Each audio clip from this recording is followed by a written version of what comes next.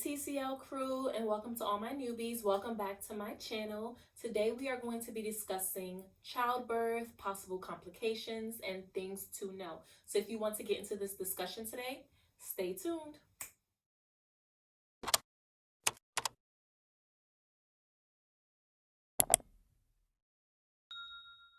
So we all know that childbirth is such an amazing experience, but it also can be something that is traumatizing or something that is scary for a lot of women.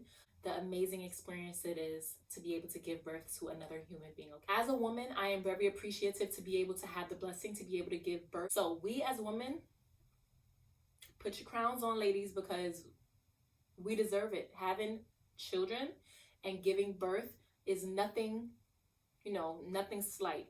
All right, we are strong, we are powerful, and it is an amazing experience. But like I said before, it can also be a very scary and traumatizing experience. So let's get into this discussion today.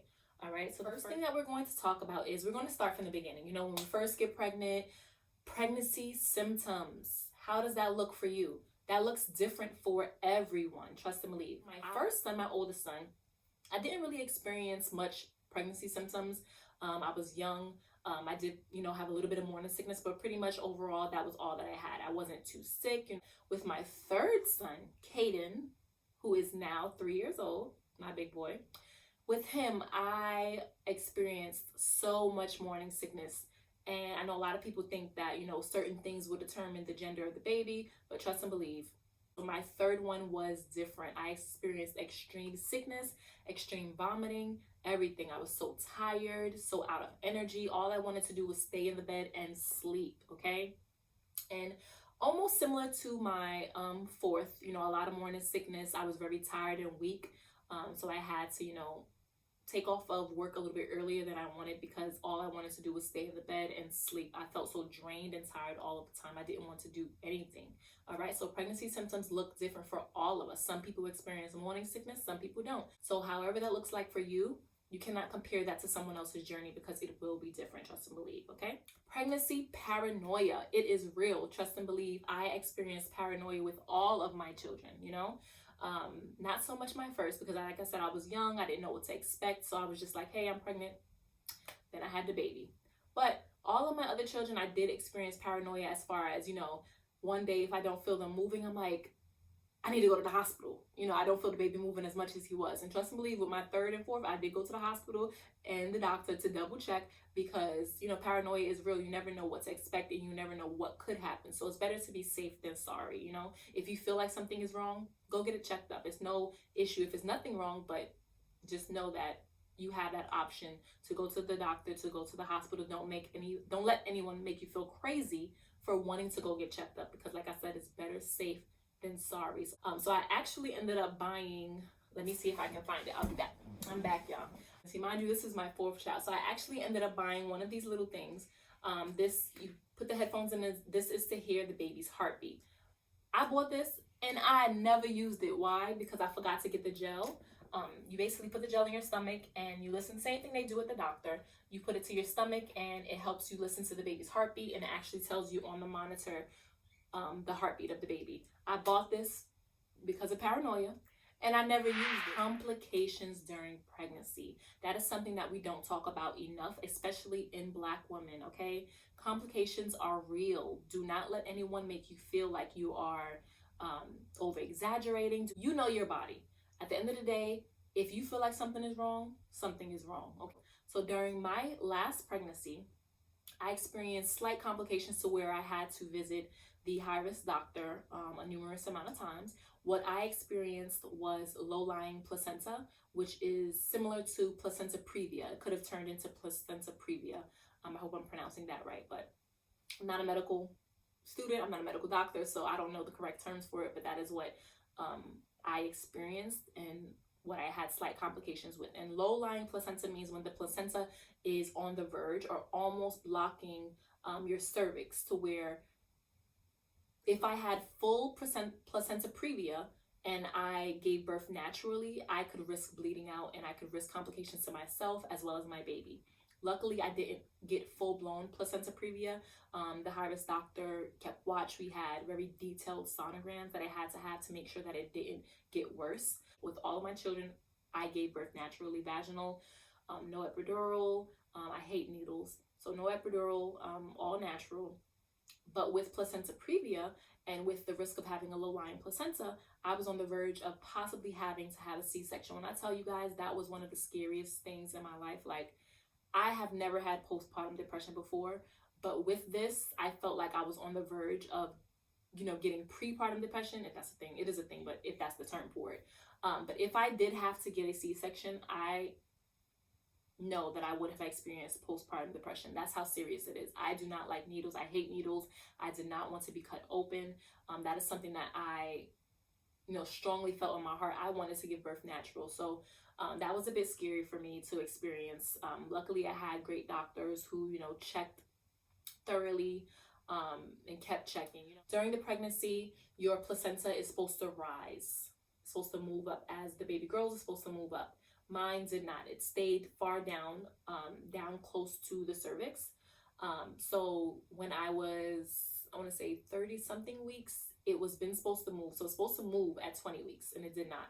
So now being 30 something weeks, the doctors felt strongly that I may have had to get a C-section because the placenta did not move. And so I had a total of about, I believe, 6 visits to the high-risk doctor so they can do detailed sonograms to make sure that everything is improved. In the end, it wasn't where it was supposed to be, but it did move a little bit further away. So the doctors felt better about allowing me to have a natural delivery. So I was very happy about that. Even though I got to have the natural delivery, it was still scary because you still don't know what's going to happen. You don't know if it is best to decide to get the C-section because you don't want to risk bleeding out, or if you get a C-section and then something happens during that. So giving birth, labor, childbirth, all of that is such a scary experience, no matter whether this is your first time or your 10th time. It's always scary because anything can happen at any given moment. But I'm so thankful that I did not have to experience a C-section. I'm so thankful that I was able to give birth how I wanted to give birth. So I always thank God for that, because that was something that was seriously heavy on my mind and heavy on my heart. So I'm thankful that, he answered my prayers and everything turned out okay. After I gave birth to my son, they did have to watch my bleeding because I was at a high risk for, increased bleeding and possibly bleeding out. So after I gave birth, she had to keep, pushing my stomach. And when I tell you, that was something that was painful. She was doing it for my, for my benefit, looking out for me. And I'm glad I did have, I did end up having a Black doctor. My normal OBGYN, she is Caucasian, but she wasn't there during my birth. It ended up being an African American who delivered my baby. And I was thankful for that. I felt a little bit better. She made sure she took care of me. She made sure everything was okay. And she made sure that, my bleeding ended up being okay and things like that. So the whole experience in the hospital was amazing. All of the nurses and all of the doctors were very great. I'm thankful that I had such a great team. Whereas I've heard horror stories of other women who have given birth, and their experience was the opposite. We don't always get what we want. Sometimes things happen, sometimes complications happen, and at last minute things have to change. I just want everyone to keep that in mind. It looks so pretty on the outside. Oh, you're pregnant, you're so pretty. But in the inside, when you actually go through pregnancy and experience everything that can happen, it is such an eye-opener, and it's so different from, looking on the outside. And what I want is, more men to fully understand the process that women go through, the changes that our bodies go through, because a lot of men don't understand. A lot of men don't understand that we make so much sacrifices in order to give birth. Our bodies change, we change emotionally, physically, everything changes. And I want more men to step up and learn about that, because that does help us in the process. It helps us to have our strong men behind us and for them to know exactly what we're going through. That was complication number one as far as, my experience. I also ended up having low iron, so I did have to get prescribed iron pills because my iron was low. And with low iron during childbirth, you can risk getting a blood transfusion if your iron is not where it's supposed to be. So I did have to make sure I took my iron because I did not want to have a blood transfusion during birth. So those were the two things that I experienced with my last pregnancy. Low-lying placenta and low iron. There are so many more complications that can happen during childbirth. Women die during childbirth, so it is something serious. Having children, going through the 9 months of carrying a baby and, giving birth to them is such an amazing experience. But it changes your life. It does change your life. So we need to take that more seriously. Next thing I wanted to talk about is paranoia after birth. I want to make sure they're healthy. Us mothers, when the babies are laying down sleeping and we're doing whatever we're doing, we have to stop and check and make sure that they're still breathing. I go up to my bed and I'll stare. I have to hold my breath, stay still, and look so I can see his chest rising and going down. Who else does that? If you do that, moms and dads, if you do that, please comment down below. I literally be over my bed, holding my breath so I won't move, staring at him to make sure, his chest is going up and down, make sure he's breathing. And if I don't, I have to, listen and touch him. I call that paranoia, but it may not be paranoia. It may just be, I don't know. It's what we do. It's what I do. So if you do it, comment down below and let me know I'm not crazy. Because I literally be standing there holding my breath just to make sure he's breathing. But it's scary. Like I said, no matter whether it's your first child or your last child, 10th, 5th, it is scary because you never know what is going to happen. Something can happen at any point in time. So you always want to be alert. And I thank God that I am a light sleeper because any little thing, I'm up. He moved one time, I'm up. He cried a little whine, I'm up. So I'm thankful for that because trust and believe, my husband, if y'all know me, y'all know my husband, he is a very hard sleeper. Nothing will wake this man up, okay?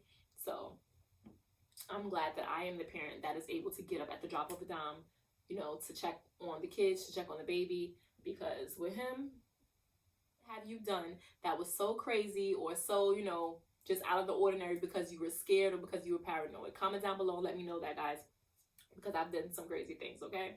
What I wanted to talk about is postpartum depression.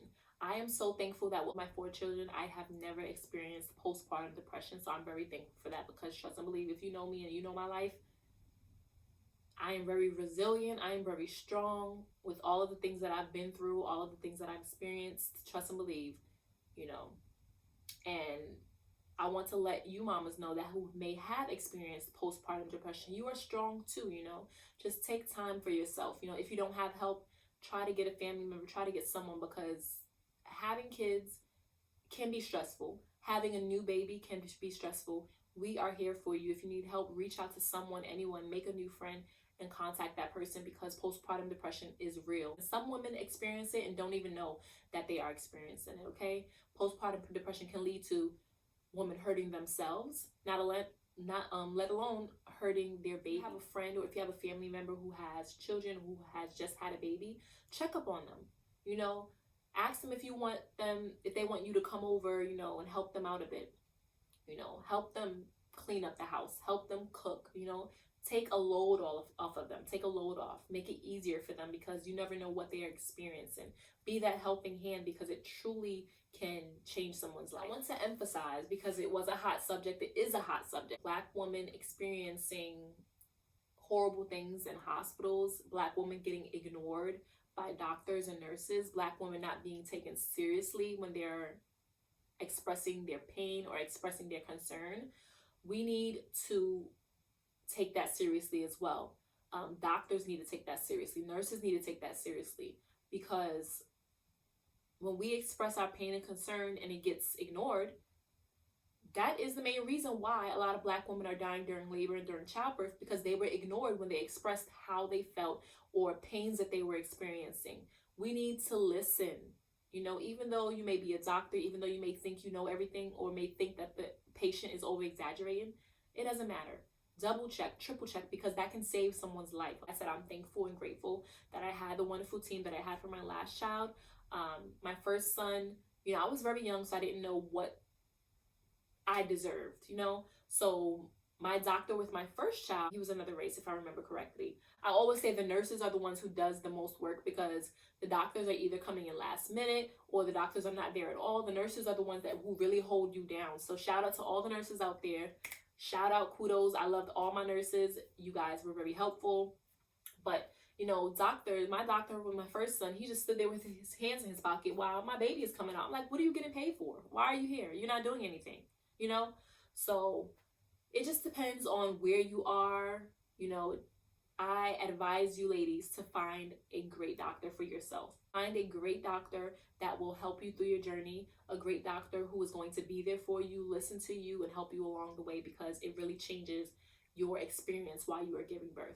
Like I said, my last child, I ended up having a different doctor, an African American doctor who delivered my baby, and she was wonderful. She was there the whole time. She walked me through it. You know, she was even knowledgeable. Well, she gave us her knowledge. You know, she explained things, like showed us the placenta and things like that. If you watched my labor and delivery video, I'll leave it up here in the card notes. You can watch that. She was very helpful. She showed us the placenta, explained to us what each part was. That's when my husband ended up fainting, y'all. But, you know, she was very helpful, and I was very grateful for that. So find a good doctor for you and your baby, because it makes all the difference. I just wanted to touch base on a few complications, things that I experienced and things that other women may have experienced as far as complications during childbirth. Now I want to talk about things to know during your labor and delivery journey. A few rights that I want to put you ladies on and you men on is that when you are giving birth and you have your baby should go directly to you. You have that right. You know, they are no longer taking your baby away to do this test, to do this test.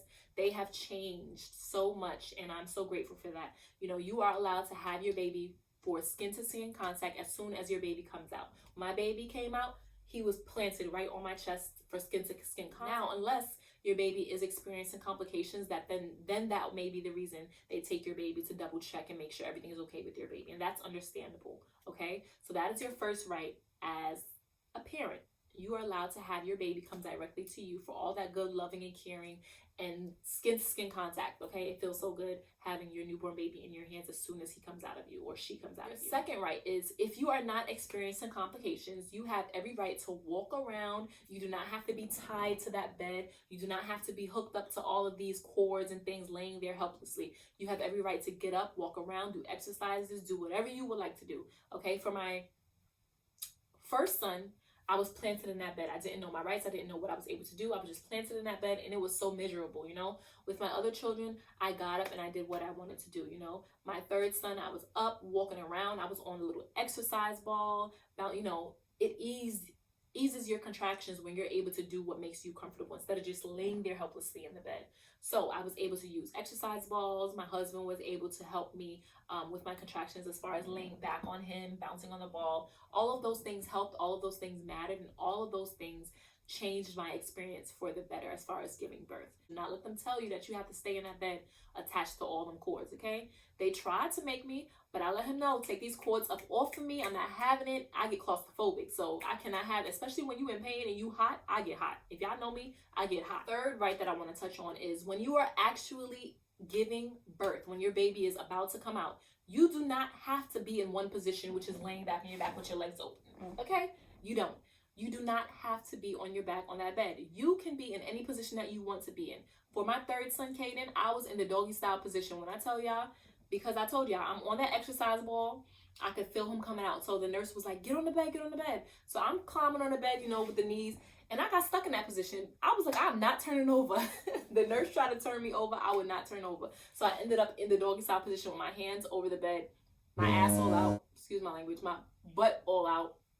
And I gave birth right there in doggy style position, okay?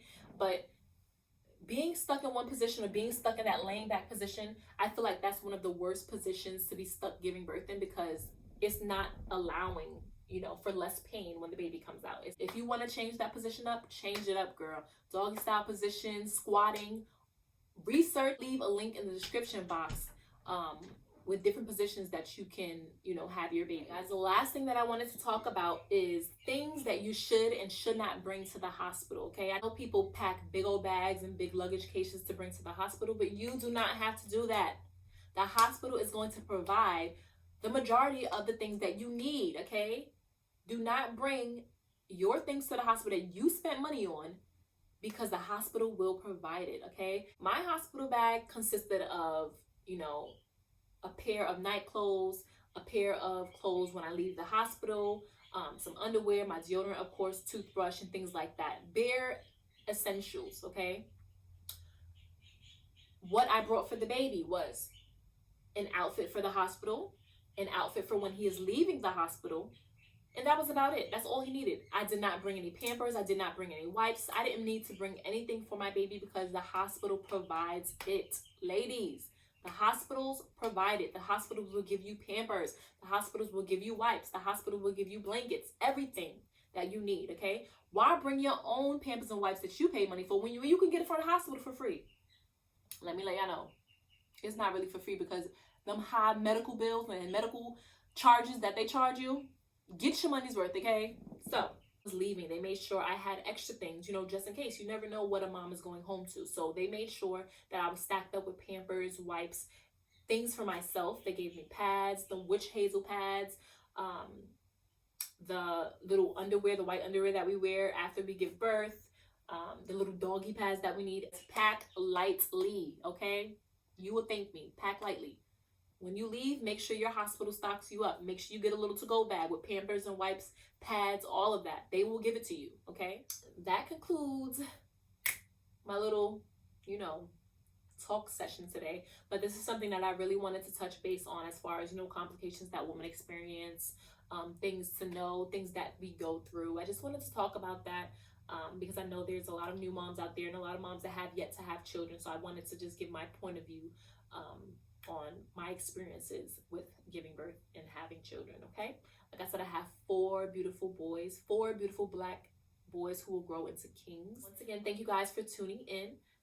Join the TCL crew, hit that subscribe button, hit that notification bell so you can be notified when I post a video, okay guys? Come back and see me. We are going to have fun on my channel. It is all about tea, all about my life, family, travel, everything. I will not be put in a box, y'all. My channel is a one-stop shop, everything, okay? So holla at your girl.